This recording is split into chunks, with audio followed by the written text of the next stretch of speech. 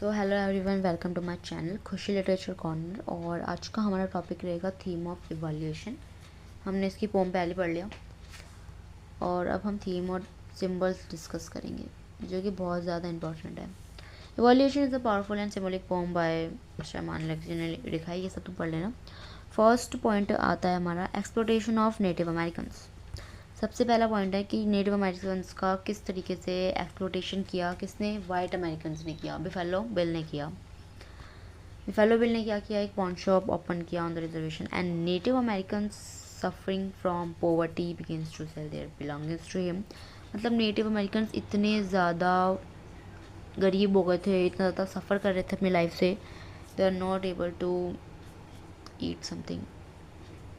बहुत big amount भी वो कलेक्ट कर रहे थे एक तरीके से। तो इसलिए क्या किया उन्होंने, अपने सामान लाइक होता है टेलीविज़न, रेडियोज़ वगैरह, तो वो सब चीज़ें बेचनी स्टार्ट कर दी। फ़ोन शॉप पे। और उससे क्या वो करते थे, वो मनी लेते थे। बार्टर सिस्टम का कुछ बार्टर सिस्टम जैसा ही सिस्टम था। सेकेंड इज़, और ये एक्सप्लोटेशन सिर्फ एक इकोनॉमिक नहीं था बट लोगों के इमोशनल और कल्चरल डैमेज भी था एक तरीके से। Destruction of culture and traditional, जो क्लोथ था, बक्सटिन क्लोथ आउटफिट, वो आउटफिट जो था, हाँ 20 ईयर्स लग गए थे उसे बनाने में और एक ही झटके में उसे बेच दिया गया विदाउट थिंकिंग। कल्चर और ट्रेडिशनल को खुद ही बेचा गया था and these object represent their heritage, custom और आइडेंटिटी। मतलब हर तरीके से ना लूज़ कर दिया था भाई। कल्चर लूज़ कर दिया, ट्रेडिशनल लूज़ कर दिया। As Buffalo Bill collect these items, native culture is reduce to object display in the museum. और लोगों को क्या पता कि वो एक म्यूज़ियम खोल देगा, बट एट द एंड क्या हुआ, म्यूज़ियम खोल दिया उन्होंने। Poverty and suffering, the pome also focus on poverty faced by native Americans. बहुत ज़्यादा पॉवर्टी थी, सफरिंग थी, जिसकी वजह से वो क्या कर रहे थे, वो खुद अपना घर का सामान ही बेच रहे थे। Because of hunger and depression people are forced to sell their possessions. And at the end क्या होता है, buffalo bill pawn shop becomes successful because the people have no another choice।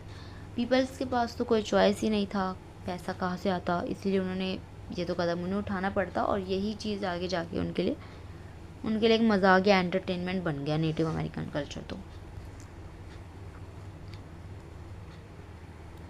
Grid and capitalism क्या मतलब, जो बिफेलो bill है वो यही show कर रहा है कि वो कितना ज़्यादा ग्रीडी है और उसे he doesn't care about the people, emotion और culture, he only wants profit and money. तो उसने क्या किया था, यही सब कलेक्ट करके एक म्यूज़ियम खोल दिया एट द एंड। अब विजिटर्स जब विज़िट करते हैं उसको तो उनसे पैसे लेता है, चार्जेस लेता है। वाइट मैन था ये। Loss of identity and humanity, as the poem progress a native Americans pawn shop not only a material thing but also a symbolic part of themselves such as hand, skeletons and hearts. ये सब चीज़ें क्या show कर रही है कि लोगों ने अपनी जान तक दे दी और अपना हर चीज़, मतलब स्प्रिट, ह्यूमैनिटी, डिग्निटी, स्ट्रेंथ, सब कुछ ख़त्म ही करते हैं एक तरीके से। आयरनी ऑफ द टाइटल, जो कि बहुत इंपॉर्टेंट है और उस पर क्वेश्चन भी आ सकता है। तो अगर आयरनी आया, कोई क्वेश्चन आया कुछ इस तरीके से, तो सबसे पहले आप इवोल्यूशन चैप्टर डिस्कस करना, फिर थीम्स एंड थोड़े से सिम्बल्स ऐड कर देना और फिर आयरनी बताना कि आयरनी हुआ क्या। क्योंकि आयरनी हमें शो करनी है तो हमें कंपेयर करना पड़ेगा ना चीज़ें, कि पहले में क्या हो, फिर सेकेंड स्टैंजा में, और फिर ऐसे करके आयरनी क्या बनी इसमें, कि पहले तो लोगों ने दिया ट्रस्ट करके बट एट द एंड सब कुछ एक एंटरटेनमेंट बन गया। The title evolution is a highly ironic. Normally evolution means क्या होता है, ग्रोथ, प्रोग्रेस और improvement. But in this poem that is no real progress for native Americans. Native Americans का कोई प्रोग्रेस नहीं हुआ, कोई इम्प्रूवमेंट नहीं हुई, कोई ग्रोथ नहीं हुआ, बल्कि वो और ज़्यादा डल हो चुके हैं। Instant the pome shows the evolution of exploitation in the past. Native Americans was consumed by force and now they are controlled through business, poverty and capitalism।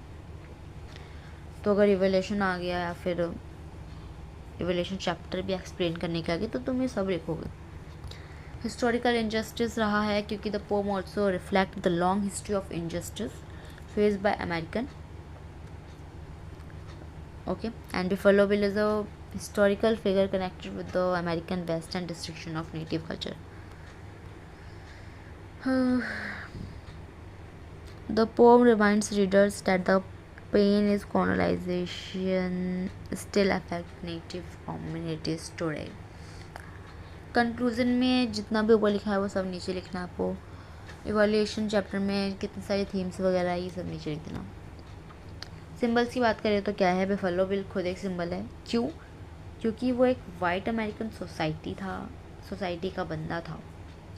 And वो क्या रिप्रेजेंट करता है, greed, capitalism and exploitation of native Americans इसी ने किया. Pawn shop क्या show करता है, बिल्कुल symbol of poverty and helpless. Represent economic exploitation and loss of dignity identity. Reservation क्या सिंबलाइज करता है, आइसोलेशन एंड सफरिंग, दुख और एकांत. Represent historical injustice. सबसे ज़्यादा हिस्टोरिकल इनजस्टिस नेटिव अमेरिकन्स के साथ ही हुआ था. बकस्किन आउटफिट जो था वो नेटिव अमेरिकन कल्चर का इम्पॉर्टेंट आउटफिट था जिसको 20 साल लग गए थे बनाने के लिए और 2 मिनट में उसको बेच दिया गया. ये क्या रिप्रेजेंट करता है, अपने कल्चर और अपने ट्रेडिशनल को ही लॉस कर देना. कोई ऑप्शन नहीं था तो करना पड़ता. लिक्विड स्टोर क्या शो करता है, symbol of addiction and social problems. Represent escape from सब पेन एंड सफरिंग. हैंड्स क्या शो कर रहा है, symbol of strength, labour and creativity.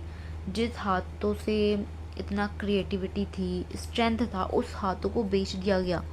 Loose of power and independence, freedom ही चली गई एक तरीके से, कुछ ऐसा. Skeletons, symbol of death and abstinence. Like blood भी एक सिंबल है क्योंकि जब स्केलेटन्स बेचा गया तो ब्लड भी हुआ ही होगा कुछ. Represent destruction of humanity and identity. Hearts क्या सिंबल है कि इमोशन, होप, इमेजिनेशन हार्ट में ही होती है भाई सब. But represent emotional destruction of loss of humanity.